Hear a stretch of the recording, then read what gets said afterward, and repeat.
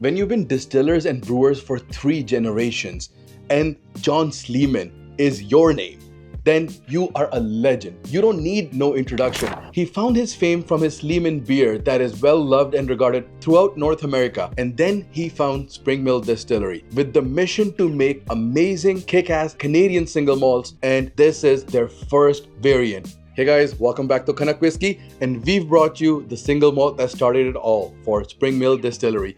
So, Mr. John Sleeman, he still works at the distillery. Cooper Sleeman still works at the distillery. Quinn Cooper still works at the distillery. All these 3 men from the Sleeman family are at the distillery every day, pumping out amazing Canadian whiskeys so that we can sit across the camera and enjoy these beautiful gems. That's awesome to hear. Yeah, Mr. John Sleeman himself, he's been brewing the Sleeman beer that you were mentioning. Yes, I was mentioning to you because when I saw the name, I thought, oh, is this any relation to the Sleeman beers that I used to drink in university? Yeah. Sorry, Mom.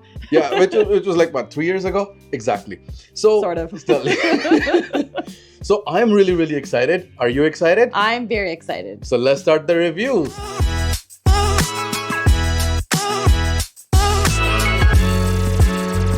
So during our Canadian Whiskey Week, we highlighted a lot of amazing Canadian whiskies, and John Sleeman's Sherry Finished Single Malt was one of them as well. So this one is a step back. This is the OG Single Malt, not Sherry Finished. This is the whiskey, the base whiskey that's finished further into sherry casks, and then they create another example, another beautiful example, but this one is the OG. Awesome. I'm excited. So you know what? I'm gonna shut up and make sure this bottle talks. Let's listen. Ooh. Oh, that is awesome. Oh, yes. Very nice. I'm going to start by pouring in your glass, pen. Sure, sounds good. It has your favorite glug glug noise. Has my favorite glug glug noise. I can already smell it. But that's a good attribute of a solid whiskey. It smells good. Wow, so that sounded amazing on the pour. And it is a very beautiful, like very clear golden color. It is 40% ABV. It is light golden amber color, all natural, non-chill filtered, so no additives at all. And I'm glad that it has a little bit of a darker tinge, because usually as per Canadian law, whiskeys are required to age minimum for 3 years. There is no definitive answer, but if I'm not mistaken, these whiskeys are aged 4.5 to 5 years in American ex-bourbon barrels. So they're going up and beyond. They're not waiting for them to hit the minimum criteria. They're like, okay, we know what our whiskey will need. It needs the extra 1.5 to 2 years. They're giving it that time. And this fruits of their hard work, their time that they've put in, looks beautiful. Well, I got to give it to them because I was telling you, I drank Sleeman's beer in university and stuff, and it was fantastic. So I wouldn't expect anything less from the Sleeman name. Like I said, they've made fantastic beer, so I can only imagine how wonderful this is going to taste and smell. We don't have to wait. Let's go nose it. Oh, that smells really nice. Wow. So fruity, so floral. I get vanilla. Yes. I do definitely get some vanilla. Yeah. I get some caramel notes to it too. Oh yeah, absolutely. And that like hint of honey. You're absolutely right. So I'm definitely getting the honey, the vanilla, the caramel, the toffee note. Apart from that, I'm getting a very, very subtle citrus note. Oh. I just don't know if it is stone fruits, if it is berried fruits, or if it is just orange zest. I get the orange zest. Yeah? You're getting that, right? Okay, so maybe that's what the citrus is. It is really, really, really delicate. I love it. And honestly, like, we've made a few videos covering this brand. We've actually ran into Cooper and Mr. John Sleeman himself during Spirit of Toronto. So if you haven't watched those videos, go check out the channel. So basically, he said it to his sons that if you want to put my name on the whiskey, make sure it is kick-ass. And from the nosing, I can tell you this is kick-ass. It will easily give single malt from around the world, Scotland, India, US, Japan, a run for their money. I'm really, really excited. I'm salivating. It looks fantastic. And I'm going to pull something that I learned from you in the past. Is you talked about the stickiness. Yes. About twirling it around. So I don't know if you guys have been watching me, but I keep doing this and I'm looking at it because I'm trying to see that stickiness that he had pointed out. He taught me about it before. And I see that smoothness. Yeah, you see the stickiness? I see the stickiness. I see the smoothness. So for me, that's exciting me even more. Because obviously when I smelt it, it smelled amazing. Yes. I really definitely get, as I smelled it more, I really definitely get that vanilla tone and especially that caramel tone too. For me. Absolutely. I got to teach you about another thing. When I say I'm salivating, we got to taste. Oh. But I completely agree with the points you were making. It is sticky. It has, I would say, medium legs, and that does translate into the finish as well. As I tasted it, I got that vanilla taste. I definitely got that caramel note to me. And then right at the end, as it went down, I felt a little bit of peppery note. So I could be wrong, but I feel it. You're absolutely right. So as soon as I tasted it, I got the peppery note, the honey's there, the vanilla's there, the caramel toffee note is there.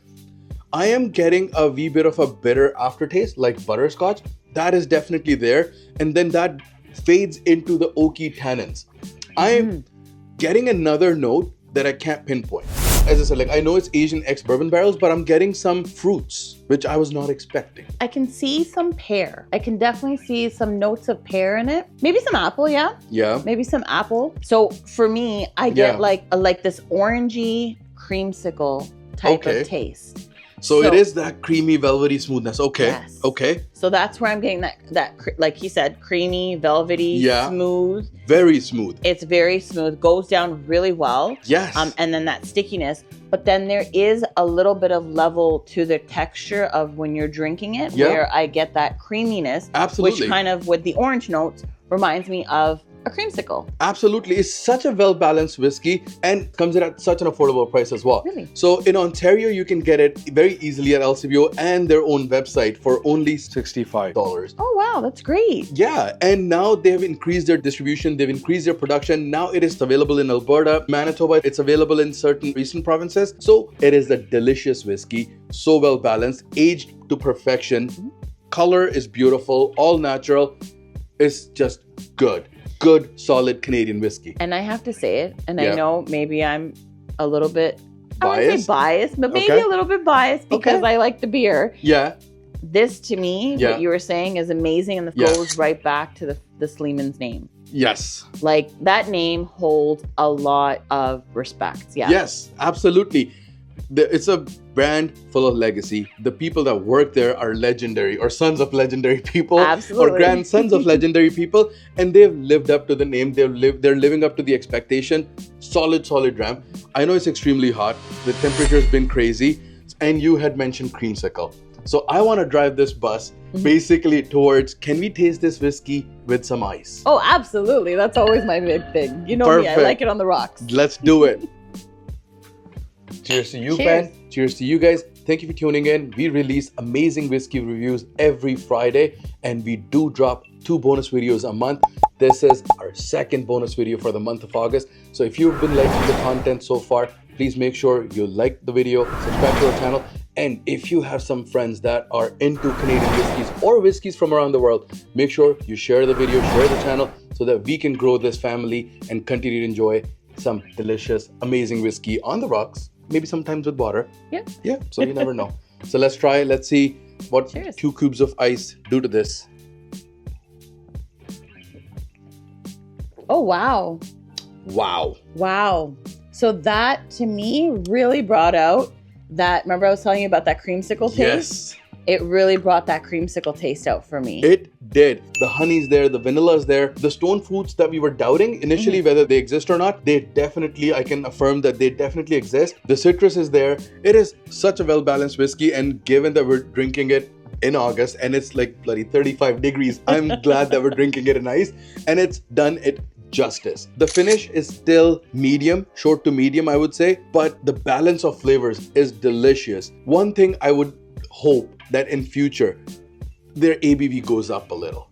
close to 45, which exists on their sherry finished single malt. I think if I'm not mistaken, that's 45.5% ABV, and it is perfect. That's what I was expecting. That I understand it's 40, but I was expecting a little bit of a stronger punch from the flavors. They exist, they're well balanced, but they just dissipate a little too quickly for me. But nonetheless, a solid whiskey worthy of bearing the name John Sleeman. And yeah, I'm loving this. So this is good learning experience for me, because he's saying that the taste dissipated and you've been drinking it a lot more often than I have. Yeah. But I see a difference between when we first tried it to with it being on the rocks. And for me, it did become a little bit lighter once it was on the rocks, which I personally actually like, because I do like it cold. But for me, it brings the flavors out a lot more. I mentioned to you earlier the creamsicle that came out, but I also do taste a lot more vanilla. And if you see my other videos that we've done together, I always talk about vanilla. Vanilla is one of my favorite scents. Flavors, everything vanilla. Yes, queen of vanilla and Canadian whiskeys. Let's have another sip and score this beauty. Cheers.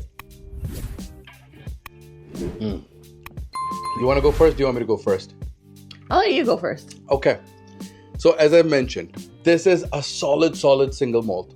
It is Canadian, and the beauty is the distillery is literally stone's throw away. So we can actually call them our neighborhood distillery. So that is beautiful. This distillery focuses on being Canadian, the Canadiana, the washback tanks. They literally purchased the wood from BC, sent it to Scotland, got the washback tanks made, and got them shipped back to be installed in the distillery. So that's how much they pride being Canadian and making Canadian whiskeys. So keeping all of those things in mind, I'm gonna give this whiskey a 76.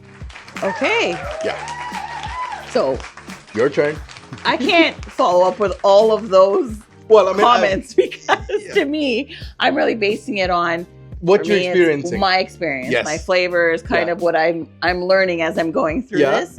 And I would give this a 79. 79. Yeah. That is a solid score. Obviously, it's getting a few extra marks because there's vanilla in the nose, vanilla in the taste, and a big smile on her face. So that's all it takes. Creamsicle. I love creamsicle. Yes, of course. You have to have a creamsicle.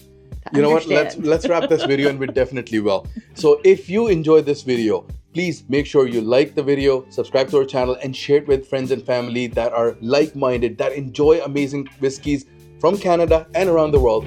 We promise you to see you next Friday with an amazing banger of a review. Cheers, guys. See you in the next one. Cheers, man. Cheers.